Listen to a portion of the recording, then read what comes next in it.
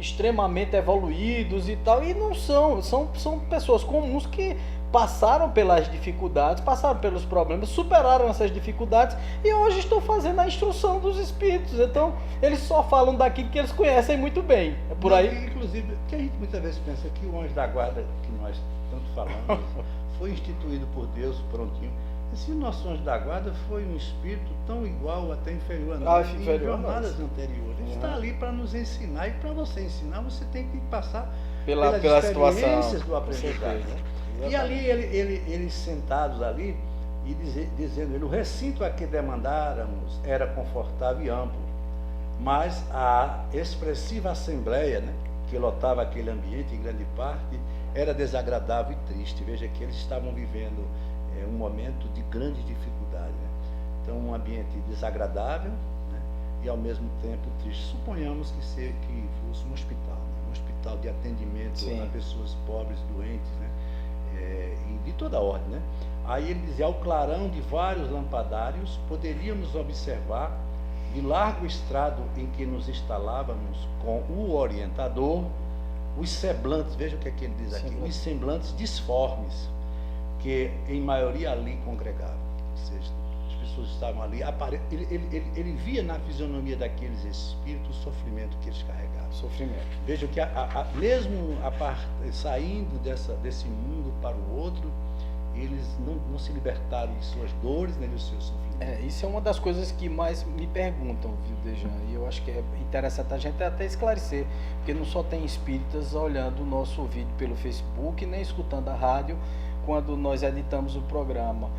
Muitas vezes as pessoas me perguntam assim, Wagner, vocês falam tanto, né, que o espírito chega lá, continua sofrendo, então para que danado a gente sair do corpo, se a gente vai continuar sofrendo do lado de lá, se a gente vai continuar sentindo as dores que a gente sentia aqui?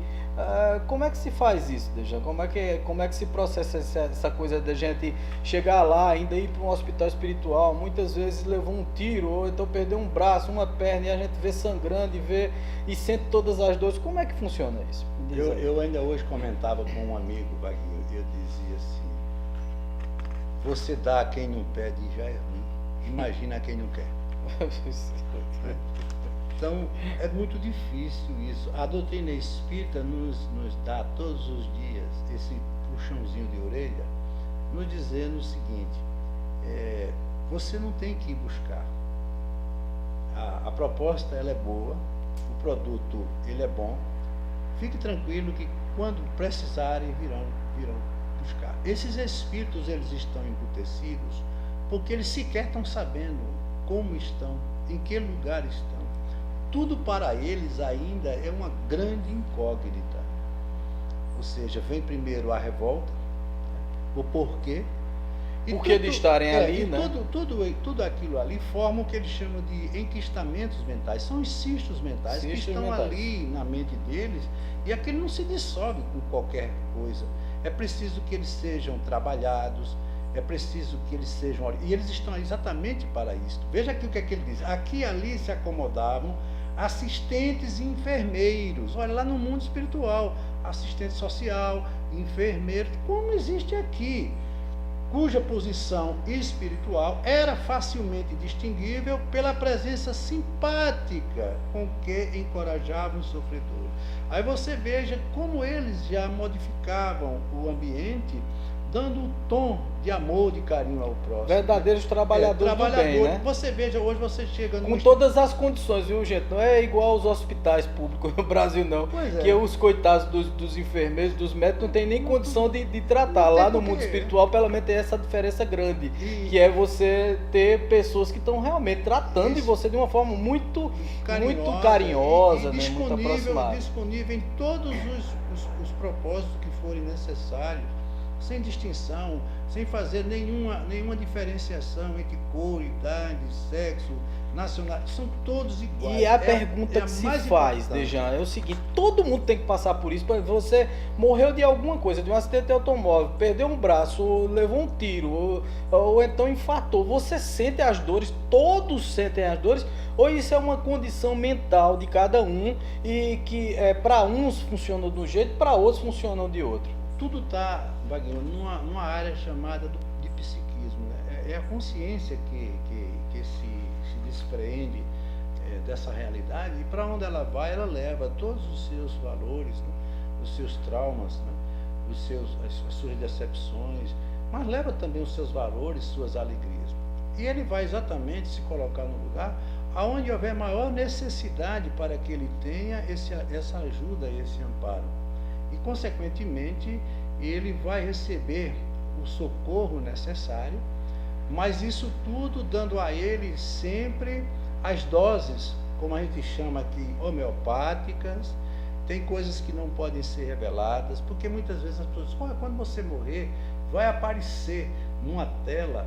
Tudo bem, você vai ter uma visão bem rápida de todas as suas vivências, pode acontecer, claro, mas isso não significa que você vai ficar preso a isso. Primeiro, você não tem a capacidade de suportar em um só instante tanta informação, e principalmente coisas que você passou e com as quais você não teve uma boa resposta, e que a experiência não foi tão boa.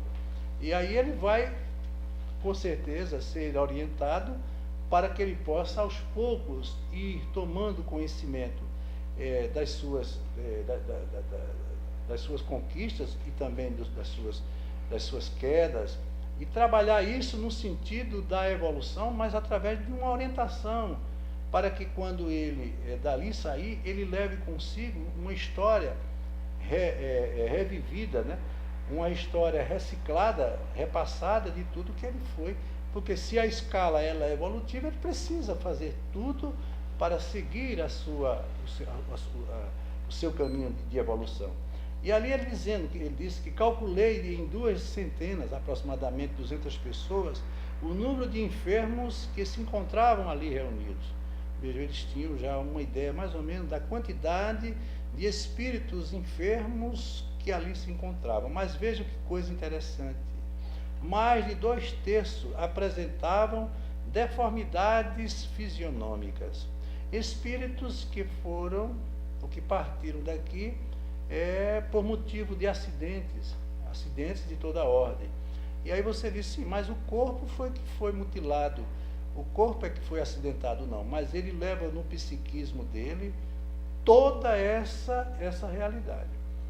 Então, ele ainda se considera um ser da mesma forma que se considerava aqui, por conta ainda da sua imaturidade e da sua falta de evolução espiritual. E eles são tratados, sim, são tratados porque, com certeza, eles sofrem, eles sentem naturalmente. Aí, quem terá visitado um sanatório de moléstias da pele e analisado um conjunto de doentes graves, poderá imaginar o que fosse agregados de almas silenciosas e dificilmente reconhecíveis. Então, a gente já ouviu falar, hoje, graças a Deus, foram abolidos os sanatórios, né? Aquelas casas que agregavam pessoas doentes mentais. Nós temos o Hospital de Barbacena, né? Que foi realmente uma das coisas piores que aconteceu, né? Foi quase igual ao Holocausto, assim, por isso que é chamado Holocausto brasileiro. A quantidade de pessoas que ali foram colocadas e morreram como doentes mentais, muitos não eram doentes mentais, e nós sabemos disso. E ali realmente esses espíritos, ao partirem dali, vivendo o que eles viveram ali, com certeza eles teriam e têm que receber um auxílio muito grande, porque tudo o que eles viveram foi aquilo, os horrores. Eu lendo o livro, vi que, por exemplo, na noite que eles estavam aplicando o choque elétrico, porque antigamente se usava o choque elétrico para os transtornos de maior profundidade, caía a energia da cidade de Barbacena. Nossa Senhora, e tanta energia que coisa. E outra coisa, essas aplicações não eram feitas por profissionais, qualquer pessoa fazia, e a maioria não conseguia suportar a carga. E naquela época, né, Dejan, existia uma ignorância tão grande em relação às doenças psíquicas e tal, e principalmente um preconceito tão grande com os problemas espirituais que as pessoas tinham, que qualquer coisa que fugisse um pouquinho do normal se internava numa clínica como essa, porque não só foi Barbacena, eu acho que no Brasil inteirinho tinha clínicas assim terríveis que tratavam o ser humano como se fosse um lixo. principalmente os que apresentavam as distonias mentais, seja de que ordem for. Porque a família, ela não tinha. Primeiro, eram famílias, muitas vezes, que não sabiam lidar com o problema da loucura, da idiotia, a idiotia, como eles chamavam. Algumas doenças mais leves, tudo bem. Mas você veja, uma pessoa que passa por uma distonia mais grave, como a própria esquizofrenia, pessoas que têm visões, essas pessoas, elas são difíceis. E outra coisa, não havia os medicamentos que temos hoje, que são aqueles estabilizadores da emoção. Então, graças a esses fármacos, principalmente os tricíclicos, que foram, desde há 50 anos atrás, foram produzidos e elaborados no laboratório, hoje melhorou-se muito, né? Hoje você já toma uma fluoxetina, né? Tem os ansiolíticos, tem os fármacos de menor intensidade, como aqueles ansiolíticos que as pessoas utilizam para dormir, que estabilizam o humor, né? Nós temos a Ritalina, enfim, tem muitos. Agora, o problema dessas medicações é que as pessoas só podem tomar elas se for por uma orientação de um profissional, um psiquiatra. Não pode-se tomar isso a troco de uma indicação de um amigo, porque cada organismo tem uma forma de reagir. E só um profissional habilitado, capacitado é que pode fazer. Ô Dejan, eu vou fazer uma pergunta até para a gente ir para o nosso intervalo agora. Nós estamos já há algum tempo fazendo a nossa gravação, precisamos dividir ela em duas aí e apresentar também as nossas músicas, sugestões de livros, etc e tal, que sempre nós fazemos quando editamos o programa e colocamos ele na Empreendedor Web Rádio. Então, vamos dar um intervalozinho, mas a pergunta que não quer calar é a seguinte, Dejan. Toda doença psíquica tem um fundo espiritual ou não? Vamos deixar para o segundo bloco. Vamos dar um tempinho agora. Já já a gente volta.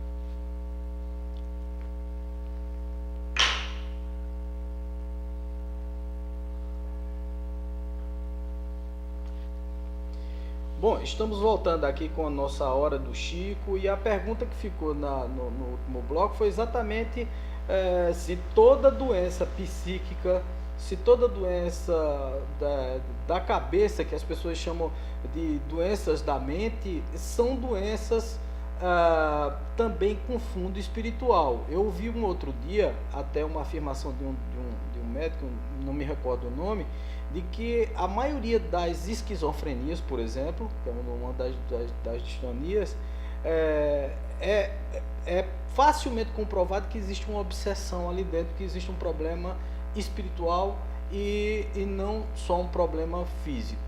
Me explica um pouquinho isso. Olha, veja bem, a gente precisa fazer uma separação que a própria medicina ela ainda não se entregou a esse propósito, que é separar mente e cérebro. Como o próprio Machado de Assis já dizia, o cérebro é o gabinete da mente, ou seja, é o lugar por onde a mente despacha. A mente é imaterial, a mente é de natureza espiritual. Você pode chamar de consciência, você pode chamar de mente, você pode chamar de espírito, tudo tem praticamente o mesmo sentido, o mesmo significado. Então, todas as nossas, não são as doenças, todas as nossas ações, elas advêm do próprio espírito, né? Porque o espírito, ele produz o corpo mental. O corpo mental, ele é quem gera, com sua capacidade de conhecimento e evolução, o primeiro corpo, que é o corpo pré-espiritual. Esse corpo espiritual é que vai formar o corpo físico. Então, uma coisa está inserida na outra. Então, todas as distonias mentais, elas têm natureza na mente. Mas a mente, ela também tem o aparelho para manifestar todas as suas sensações. Então, é como se fizéssemos uma comparação. Por exemplo, a mente é o programa, o computador seria o cérebro. O programa, ele está perfeito, mas o computador está com defeito, ou ele não tem a capacidade de comportar o programa, ele não acessa, ele não processa o programa. Então, muitas vezes você tem uma distonia mental que apresenta uma lesão ou uma deformidade, como o caso da esquizofrenia, que muitas vezes tem. Então, aquele equipamento ele está, de alguma forma, danificado. Qualquer coisa que vá acessar por ele vai ter dificuldade. Sim. Então, muitas vezes acontece isso. Por exemplo, a microcefalia. Aquele espírito, ele está com todo o seu equipamento para manifestação das suas sensações, suas emoções, a sua razão, o seu conhecimento, o seu livre-arbítrio está totalmente obstaculado. Ele fica limitado apenas àquilo que o cérebro possibilite para ele. Então, quando você tem, no caso mesmo, a depressão é uma distonia mental, porque não é uma doença porque não tem um diagnóstico, né? É uma distonia. Então, o que acontece? Você vai buscar um profissional, e deve buscar um profissional da área de saúde. E ele vai, através de uma entrevista, ele vai formar um diagnóstico, um pseudo-diagnóstico. E aí ele vai ver que tipo de comportamento você apresenta, porque geralmente a depressão ela não é uma distonia, uma doença, podemos assim dizer, de uma só manifestação. Geralmente o depressivo ele tem uma bipolaridade, ele tem uma síndrome do pânico, muitas vezes até o toque, tudo isso está dentro de um conjunto só, se manifesta. Então ele vai fazer uma avaliação e vai indicar o medicamento que vai melhor se adequar àquele tipo de comportamento que ele tem. Por isso que não pode ser um medicamento para todos. Não pode ser padronizado mesmo. Agora, ele está combatendo ali o efeito, mas a causa é de natureza interior. É da autonomia, como eu disse no começo, é de natureza do espírito. Então ele pode, porque aquela medicação vai estabilizar, vai regular toda a química do cérebro. Aquela química ela vai entrar no processo de estabilização e tudo fica bem. Então você toma o remédio, por isso que ele só faz efeito depois de praticamente 30 dias, aí aquela química ela começa a se estabilizar. A funcionar. Aí você sente aquela sensação de harmonia, de tranquilidade. Mas quando passa o efeito da medicação, ou seja, quando o computador ele deixa de ter aquilo que estava mantendo, o programa começa a ter dificuldade de novo. Novamente. Por isso que essas distonias mentais elas precisam ter um tratamento espiritual, não como alternativo, mas como complementar, que é o trabalho que nós fazemos. Quer dizer, na segunda-feira. O espiritismo não é uma terapia alternativa. Não, ela é uma terapia complementar. Complementar e extremamente importante, né, Dejan? Porque é complementar no sentido de que você não deve nunca abandonar os remédios e tal, quando está com uma depressão, e nenhum médico. Você deve continuar com o médico. Mas é fundamental porque o que vai consolidar a tua melhora da depressão é exatamente essa complementaridade, quer dizer, essa coisa que você colocou a mais, que é o conhecimento, é você ficar por dentro de tudo que você está sentindo, saber como você vai superar psicologicamente isso. E principalmente participar das palestras, participar do tratamento com o magnetismo, como nós fazemos, a aplicação de passe, a fluidoterapia, enfim, tudo isso vem a fortalecer, porque você fez essa pergunta e foi excelente, Wagner, porque veja, nesse nosso livro Ação e Reação, exatamente o que está se tratando? A mente, né? A mente. Quer dizer, esses espíritos, muitos deles estão com depressão lá. Com certeza. Depressivo, outros com manias, com transtornos, entendeu? Com síndromes. Vejam que tem espírito aqui, que você vai ver mais adiante, que ele não pode ficar perto de ninguém, ele se sente muito mal.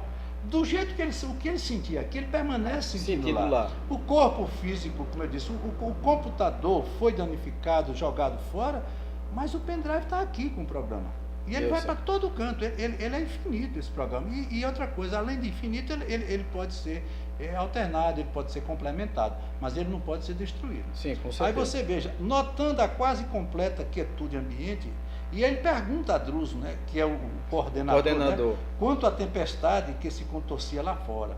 Eles estavam naquele local, como nós estamos aqui, tudo em paz, tudo bem, tudo tranquilo, mas lá fora as coisas não estavam bem. E ele sabia que naquela tempestade havia espíritos que se deslocavam junto com elas, né, com gritos de dor e de horror. Aí ele disse, informando-me o generoso amigo, que nos achávamos em salão interior daquela cidadela, exteriormente revestido de abafadores de som. Veja que eles tinham todo um aparato para não se envolverem com todo o processo que estava lá fora. É aquilo que eu digo, Vaguinho, a tempestade é a tempestade. Ela é voraz, ela é forte, ela é devastadora, ela arrasta tudo. Não adianta você brigar com ela. Você tem que criar os mecanismos de defesa, que são os abrigos, né? Porque a tempestade vai passar e ela passando, você volta a agir novamente, você se reconstitui, né? E aí ele disse, integrando a equipe dirigente, Hilário e eu, que eram eles dois Sim. médicos, né, que foram médicos em experiências passadas aqui na Terra, passávamos a conhecer companheiros agradáveis e distintos, que foram os assistentes. Eles tinham toda uma equipe lá, né?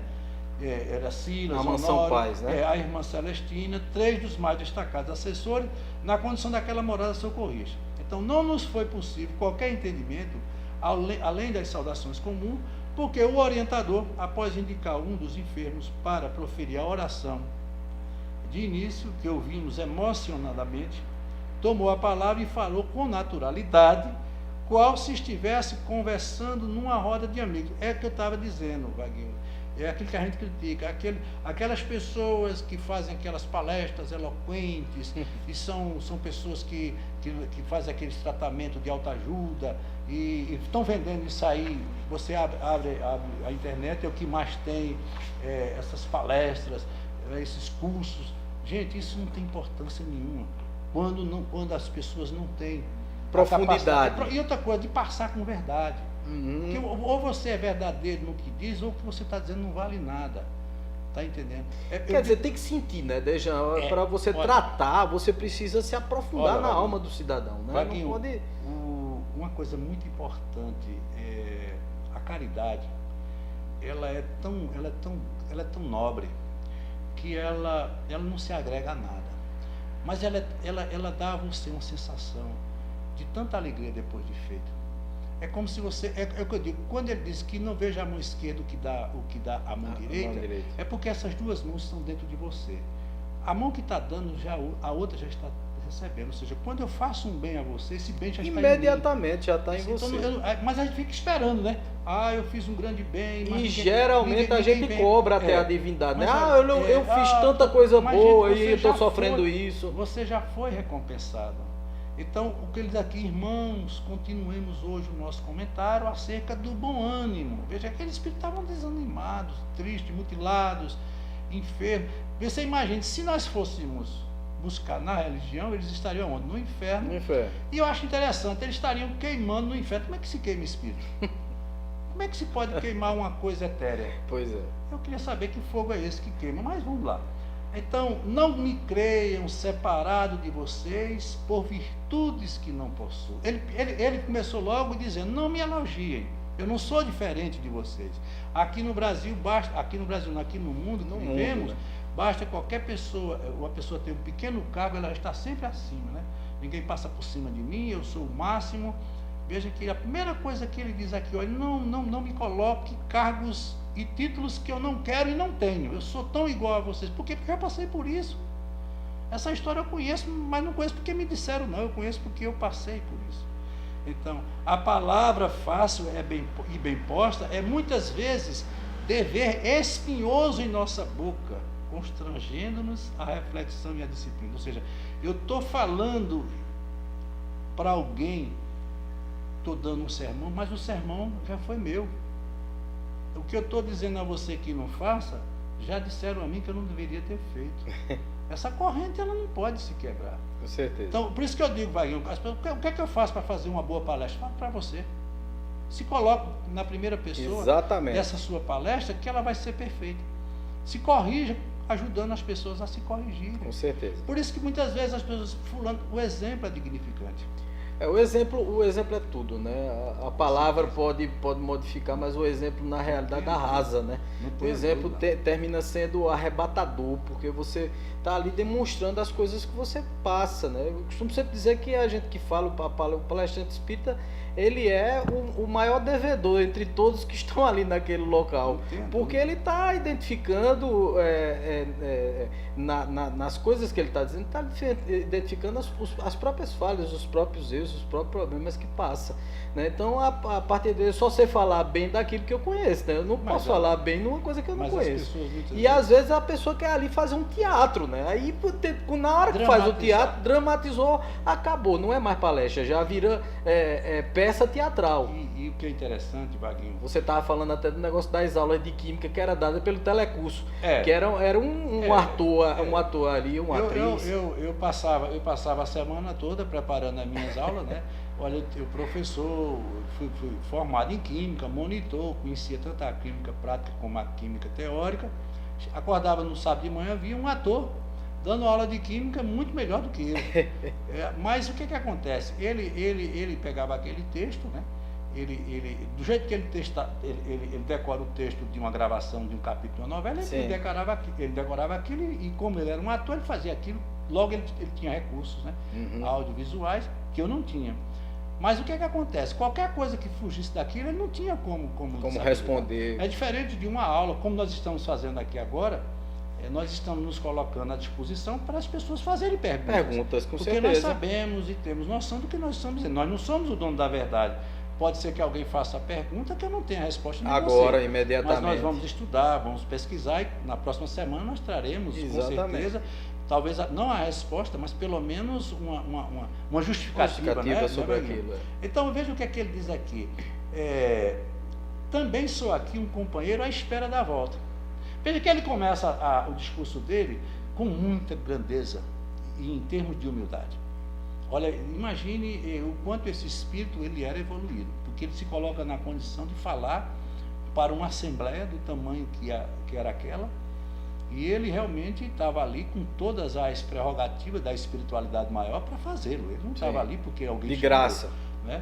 Agora, a prisão redentora da carne acena-nos ao regresso. Ou seja, nós estamos aqui, mas vamos voltar. Por isso, Vaguinho, que vem exatamente aquilo que você perguntou no início. Por que tanto tratamento? Porque eles vão ter que voltar. É um aluno reprovado que está temporariamente de férias, mas que vai voltar para a escola para continuar seus estudos. Vejam que eles são muito objetivos nesse sentido. Porque as pessoas, não, a redenção eterna, o céu, isso não existe, gente. A vida não para, a vida não cessa. E a morte é o jogo eterno da ilusão. Dejaí, seria muito chato, né, se parasse. Não porque que coisa mais terrível. Já pensou você parar e começar, a partir daquele momento você não faz mais nada na vida, você fica estático, você não consegue evoluir em nada, sentir qualquer outra coisa que não seja... Eu acho que isso não tem muito sentido, né? Eu acho que quanto mais evoluído o espírito está, mais ele trabalha, mais ele toma conta de coisas importantes, mais ele evolui no processo da evolução universal, da evolução que é preconizada pelo próprio espiritismo. Não tenha dúvida. E o que é interessante, Vaguinho, é que eles são muito objetivos nesse sentido. Eles colocam as coisas de forma que você entenda da maneira mais simples possível, porque é muito fácil você ser muitas vezes uma pessoa complexa, né, e gerar uma perspectiva de complexidade, e para querer demonstrar um certo conhecimento que com certeza não vai funcionar com pequenos discursos ou com palavras. Mas tudo aquilo pairava numa grande realidade. Qual era essa realidade? Essa realidade era exatamente a necessidade que os espíritos precisavam ali naquele instante para entender o que verdadeiramente eles estavam passando e o quanto eles deveriam, de alguma forma, se colocar diante de todos aqueles ensinamentos. E a espiritualidade, ela tem essa prerrogativa, que é exatamente a de orientar, né? O resgate era feito de acordo com aquilo que eles poderiam aprender, sem impositivos, né? sem cobranças, porque mais do que ninguém eles sabiam o sofrimento daqueles homens, e eles não tinham como sair daquilo ali se não fosse através do conhecimento, do estudo, né? do passar a mensagem, e consequentemente isso era o que eles consideravam de mais importante. Eu sempre digo, Vaguinho, uma das coisas mais interessantes que eu vejo da doutrina espírita é você sempre buscar o estudo, é você procurar sempre o entendimento, e esse entendimento é exatamente o que vai alavancar todo o processo, primeiro, da revisão. Porque todos nós precisamos rever os nossos atos. Porque todos sabemos que o hoje tem tudo a ver com o nosso ontem. Não é que eu tenha que estar vivendo hoje olhando para o ontem, mas eu sei que se o ontem eu construí, hoje com certeza eu estarei vivendo daquilo que eu construí. E consequentemente isso será o meu amanhã. Então, se você quiser saber como vai ser sua vida futura, trabalhe sua vida presente. Então eles ali se reúnem exatamente para isso, para abrir aquelas consciências embrutecidas. Mas será que todos eles vão atender? Veja o que ele disse, né? O que foi que eles disseram? Olha, meu filho, se você não quiser aprender, não tem problema. O professor, ele está ali para ministrar a aula, né? Jesus foi muito bom nisso. Jesus não foi na casa de ninguém. Jesus não foi sequer a um templo pregar. E o que é que ele fazia? Ele se reunia com um grupo e passava para o grupo as suas mensagens. E era uma coisa tão bem planejada que veja que Jesus não escrevia. Por quê? Porque Jesus colocou uma condição que era que as pessoas deveriam guardar os seus conhecimentos na mente. Tudo que você guarda na mente é diferente daquilo que você guarda numa página de um livro, porque a mente ela tem o poder de sintetizar esses ensinamentos com muito mais grandeza, com muito mais possibilidades, entendeu, Vaguinho? E eu acho fantástico esses ensinamentos, porque todos nós precisamos aprender. E isso é o grande problema da nossa vida, que é exatamente essa dificuldade que nós temos. E é feliz. É que o propósito da vida trabalha em nós e conosco através de todos os meios. Então a vida ela está sendo experienciada em todos os momentos da nossa existência, até dormindo, né? Que as pessoas dormindo.